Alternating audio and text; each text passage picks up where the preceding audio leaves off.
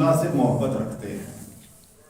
رسول اللہ کی محبت کی علامت اور نشانی یہ ہے کہ وہ رسول اللہ کے اہل بیت سے بھی محبت رکھتے ہیں، وہ رسول اللہ کے دوستوں سے بھی محبت رکھتے ہیں۔ اور حضرات گرامی،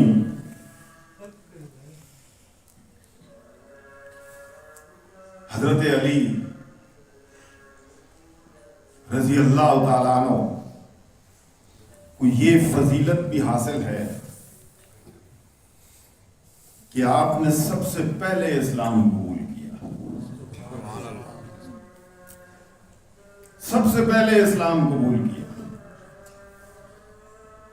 اور پیر کے دن رسول اللہ صلی اللہ علیہ وآلہ وسلم نے اعلان نبوت فرمایا، اور منگل کے دن حضرت علی نبی علیہ السلام کے ساتھ کھڑے ہو کر آپ نے نماز پڑھی۔ پیر کے دن آپ نے اعلان فرمایا، اور منگل کے دن جو ہے وہ حضرت علی جو ہیں وہ نبی علیہ السلام کے ساتھ کھڑے تھے اور ساتھ کھڑے ہو کر نماز پڑھی۔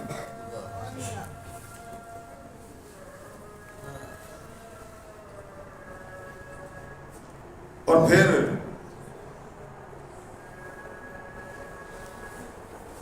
اہل بیت اکرام اور صحابہ عظام رضی اللہ عنہ سے عقیدت و محبت سعادت دنیاوی کا ذریعہ اور نجات اخروی کا باعث ہے۔ چونکہ مولا کائنات حضرت علی رضی اللہ تعالیٰ عنہ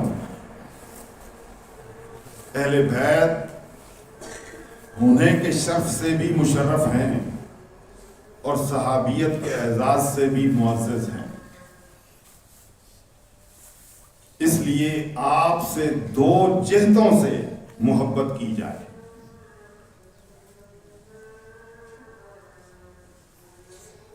اور حضرات گرامی، حضور اکرم صلی اللہ علیہ وآلہ وسلم کا ارشاد گرامی ہے کہ انت منی وانا منکا، کہ اے علی تم مجھ سے ہو اور میں تم سے ہوں۔ یہ کوئی معمولی سی بات نہیں ہے اور کسی معمولی آدمی کی ہوئی نہیں ہے، رسول اللہ کا ارشاد گرامی ہے کہ اے علی تم مجھ سے ہو اور میں تم سے ہوں۔ اس جملے پہ غور کرو، یہ چھوٹا سا جملہ ہے، اس کے اندر پورا جہان آباد ہے، بڑی گہرائی ہے اس میں کہ اے علی تم مجھ سے ہو اور میں تم سے ہوں۔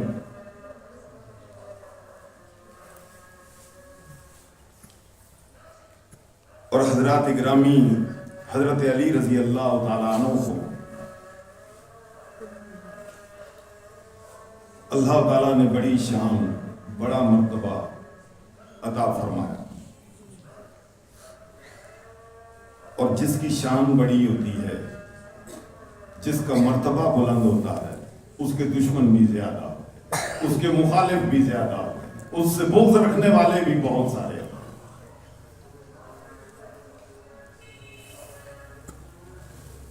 اور اسی لیے ہر دور میں، ہر عہد میں جہاں آپ کے چاہنے والے بے شمار رہے ہیں، وہیں آپ سے بغض رکھنے والے لوگ بھی رہے ہیں، آج بھی ہیں اور برسوں پہلے بھی اسی طرح موجود ہیں، ہر دور میں ہیں۔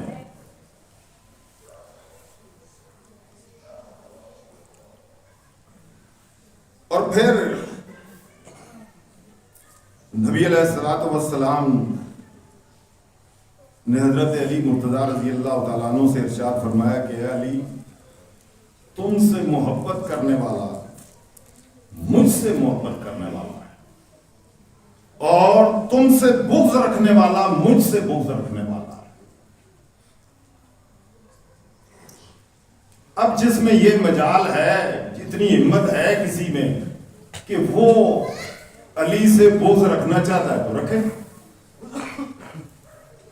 علی سے بغض کا مطلب ہے نبی علیہ السلام سے بغض رکھنا. اور یہ بات کوئی میں یا کوئی دوسرا تیسرا نہیں کہہ رہا، یہ نبی علیہ السلام کا ارشاد گرامی ہے، احادیث کی کتابوں میں موجود ہے، آپ دیکھ سکتے ہیں اس بات کہ علی سے محبت اللہ کے رسول سے محبت ہے، اور علی سے بغض اللہ کے رسول سے بغض.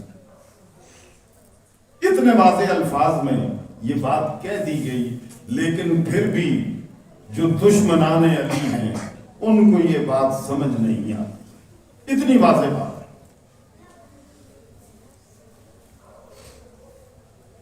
تو حضرات گرامی،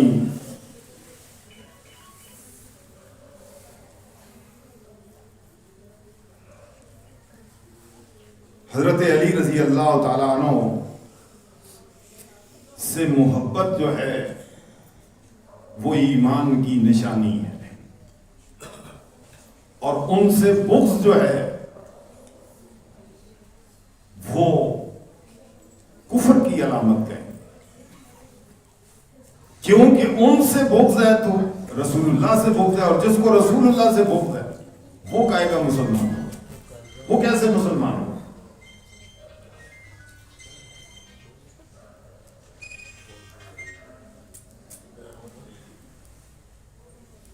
اسی طرح غزوہ خیبر کے موقع پر حضور نبی اکرم صلی اللہ علیہ وآلہ وسلم نے حضرت علی کرم اللہ وجہہ کی خصوصی فضیلت کو اشکار فرمایا، اور آپ کے اللہ تعالیٰ اور اس کے رسول صلی اللہ علیہ وآلہ وسلم کی بارگاہ میں مقبول و محبوب ہونے کی بشارت عطا فرمائی. صحیح بخاری شریف میں ہے کہ غزوہ خیبر کے موقع پر رسول اکرم صلی اللہ علیہ وآلہ وسلم نے ارشاد فرمایا کہ کل میں ایسے شخص کو جھنڈا عطا کروں گا جس کے ہاتھ پر اللہ تعالیٰ قلعہ خیبر فتح کرے، اور وہ اللہ تعالیٰ اور اس کے رسول صلی اللہ علیہ وآلہ وسلم سے محبت کرتا ہے. جس کے ہاتھ پر قلعہ فتح ہوگا وہ اللہ اور اس کے رسول سے محبت کرتا ہے، اور اللہ اور اس کا رسول اس سے محبت کرتے ہیں. اب یہ بڑے اعزاز کی بات تھی. تمام صحابہ کرام اس انتظار میں رات بھر جو ہے وہ جاگتے رہے، اور ان کے دل میں یہی تمنا تھی کہ یہ اتنا بڑا اعزاز ہے تو کل یہ اعزاز کاش مجھے مل جائے. وہاں بھی تمام صحابہ کرام موجود تھے، اور ان کی موجودگی میں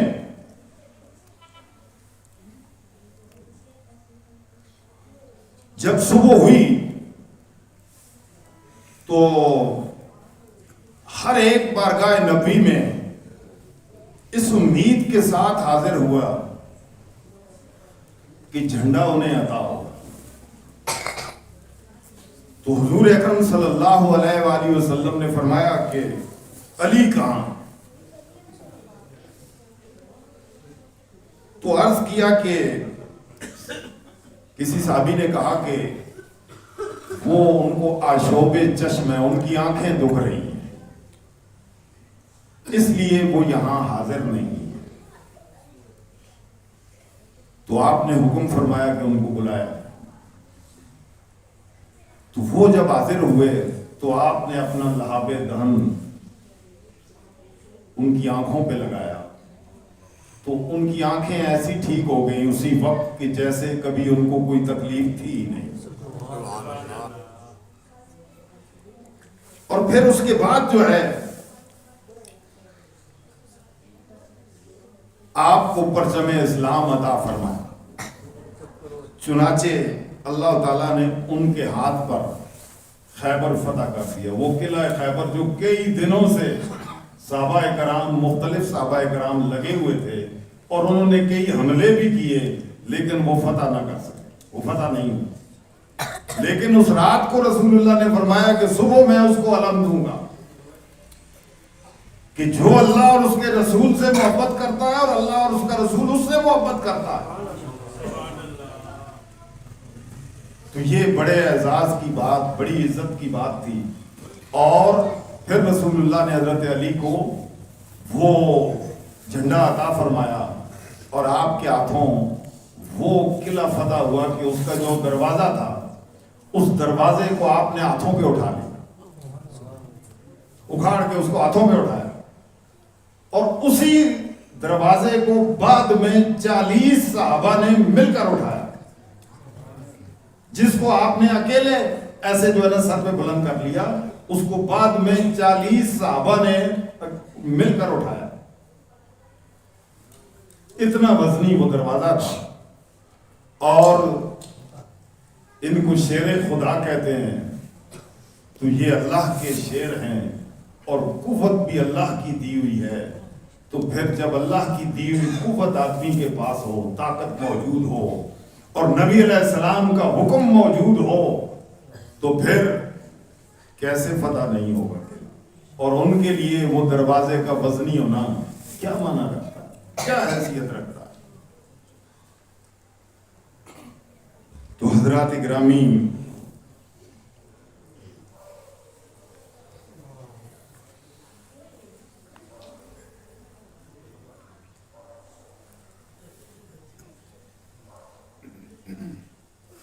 حضرت علی رضی اللہ تعالیٰ عنہ کی شان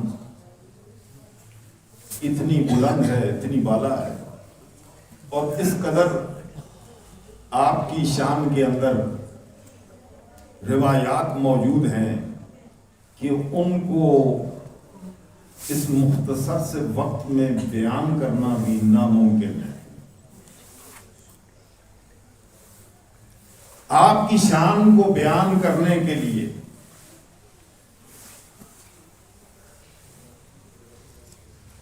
مہینوں لگ جائیں، برسوں لگ جائیں، آپ کی شان بیان نہیں ہو سکتی. اس قدر فضیلت اور عزت اللہ تعالیٰ نے آپ کو عطا فرمائی، اور رسول اللہ صلی اللہ علیہ وآلہ وسلم نے جو کچھ آپ کے بارے میں بیان فرمایا، اس کا مرتبہ و مقام اس قدر بلند ہے کہ آدمی سنتا جائے تو ختم نہ ہو. تو ہم تھوڑی سی دیر میں ان کی کیا شان بیان کریں گے. اور پھر اللہ تعالیٰ نے ان کو ایسی شان عطا فرمائی کہ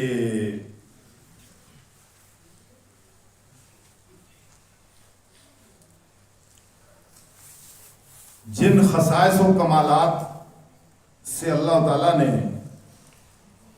ان کو ممتاز فرمایا، یہ بھی ہے کہ آپ حضور اکرم صلی اللہ علیہ وآلہ وسلم کے چوتھے خلیفہ ہیں،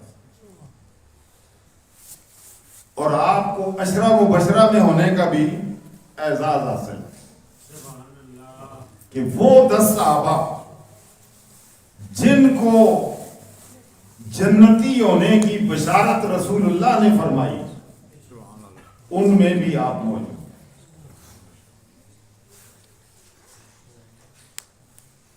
کسی فضیلت کے مقام سے حضرت علی کہیں اکیلے ہیں اور کہیں